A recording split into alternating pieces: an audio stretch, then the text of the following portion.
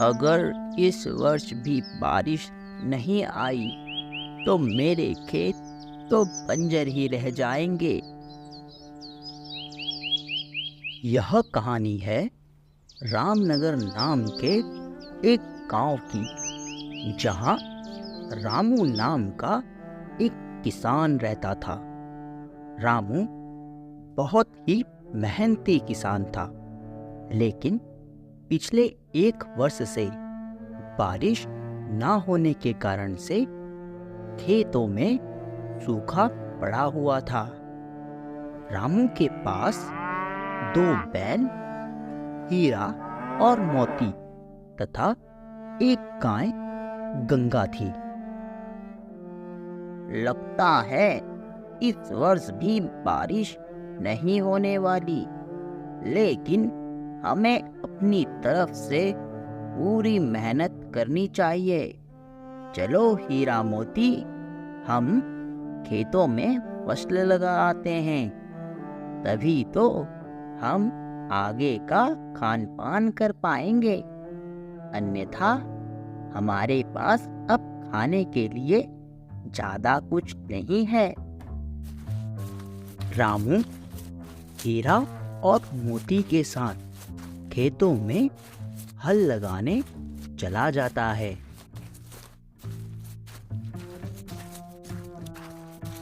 कड़कती धूप में रामू हीरा और मोती के साथ खेतों में काम करना शुरू कर देता है। धूप बहुत ही ज्यादा हो रही थी। रामू के दोनों बैल एक एक कर जमीन पर गिरने लग जाते हैं। मेरे बैलों को क्या हुआ है? ये दोनों जमीन पर क्यों लेट गए? लगता है इस बार ईश्वर भी हम किसानों की सहायता नहीं करना चाहता।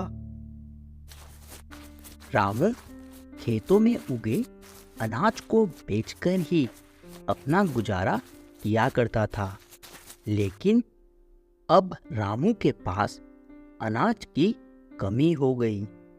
उसके पास ना तो खुद के खाने के लिए कुछ बचा और ना ही अपनी गाय गंगा को कुछ खिलाने के लिए बचा। बारिश न आने की वजह से मेरी सारी की सारी खेती नष्ट हो गई है। अब मेरे पास खाने के लिए भी कुछ नहीं है। अब मेरे पास सिर्फ एक ही विकल्प बचता है कि मैं इस गाय को बेच दूं। रामू गाय को बेचने के लिए निकल पड़ता है। लाला जी, इस गाय को खरीद लीजिए। यह बहुत ही प्यारी गाय है, आपको बहुत दूध देगी। अरे रामू, नहीं नहीं, मुझे गाय की कोई आवश्यकता नहीं है, तुम इसे किसी और को बेच दो। चाचा, यह बहुत ही ज्यादा दूध देने वाली गाय है, इस गाय को खरीद लीजिए, मैं आपको उचित दाम में दे दूंगा। अरे रामू, यह दूध देती ही कहाँ है? अगर यह दूध दे रही होती तो क्या तुम इसे बेचते?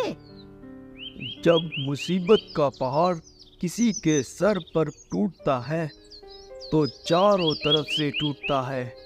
अब इस गांव में कोई भी ऐसा नहीं जो इस गाय को खरीदने वाला हो।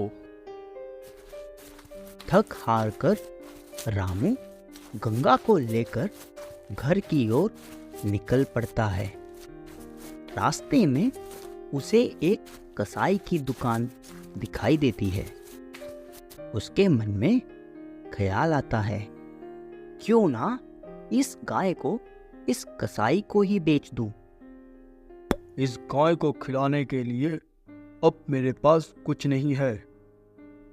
जब इस गाय को कोई खरीदना ही नहीं चाहता, तो क्यों ना मैं इस गाय को इस कसाई को ही दे देता हूँ, मुझे भी कुछ पैसे मिल जाएंगे।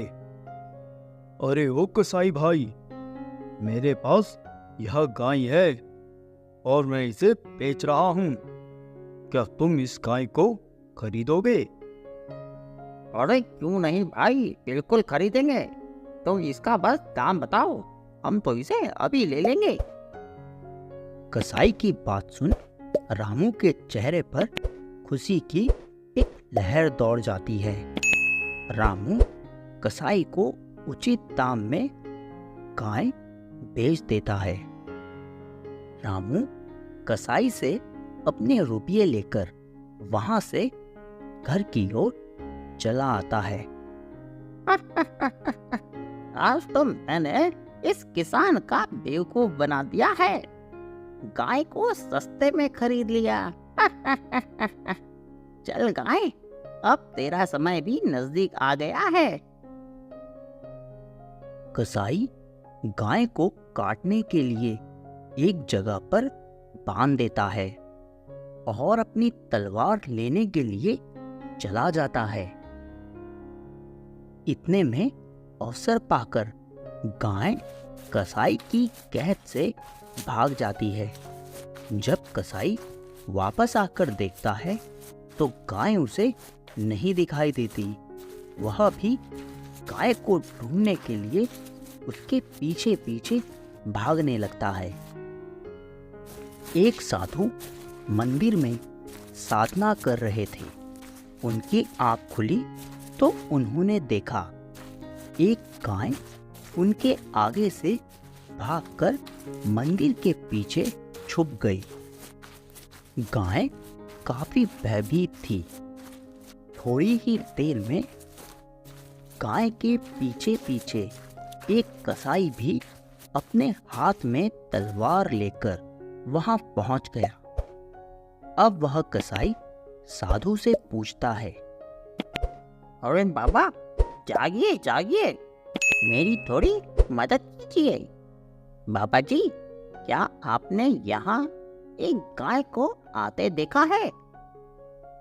साधु कसाई के हाथ में तलवार देखकर समझ गया कि अगर आज मैंने गाय के बारे में बता दिया तो गाय का अंत निश्चित है। साधु बड़ी दुविधा में था, क्योंकि झूठ वह बोलता नहीं और किसी पशु को मरते हुए भी नहीं देख सकता था। अरे बाबा, मैंने तुमसे तुम्हारा कोई खजाना थोड़ी मांग लिया है, बस एक गाय का ही तो पता पूछ रहा हूँ। क्या तुमने किसी गाय को यहाँ से जाते हुए देखा है? अगर देखा है तो मुझे बस बता दो कि क्या वह गाय यहाँ से गई है और किस तरफ गई है। अब कसाई के बार बार पूछने पर वह साधु एक बड़ी उलझन में फंस गया, क्योंकि वह झूठ बोलकर अपना सत्य का नियम नहीं तोड़ना चाहता था और गाय को अपनी आंखों के सामने मरते हुए भी नहीं देखना चाहता था। साधु बहुत ही बड़ी दुविधा में था। इस दुविधा से छुटकारा पाने के लिए साधु ने मौन रहने का फैसला किया। यह कसाई मुझसे इस गाय के बारे में कितना भी पूछ ले, लेकिन मैं इसे कुछ नहीं बताऊंगा। मेरे लिए यही उचित रहेगा कि मैं मौन रहता हूँ। बाबा जी, किस सोच में डूबे हो? सिर्फ एक गाय का ही तो पता पूछा है, जल्दी से बता दो, इसमें इतना सोचने वाली क्या बात है?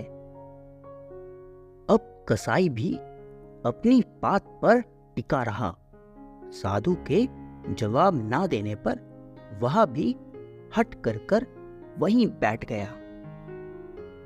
अब साधु ने सोचा, ऐसे तो यह कसाई जाने वाला नहीं है, तो उसने अपना साधु संत वाला दिमाग चलाया। साधु अपनी आंखों की ओर इशारा करके बोला, जिन्होंने देखा है वह बोल नहीं सकती, और अपने होठों की ओर इशारा करते हुए बोला, जो बोल सकते हैं उन्होंने उस गाय को देखा ही नहीं। साधु की इतनी बात सुन कसाई का दिमाग चकरा गया। कसाई साधु के चरणों में गिर गया और हमेशा हमेशा के लिए उसी का शिष्य बन गया। वीडियो अच्छा लगा हो तो चैनल को सब्सक्राइब करके जरूर जाना। वह जो नीचे लाल कलर का बटन है ना, जिस पे सब्सक्राइब लिखा हुआ है, उसको तोड़ो मोड़ो कुछ भी करो, लेकिन बस उसको दबा के जाना।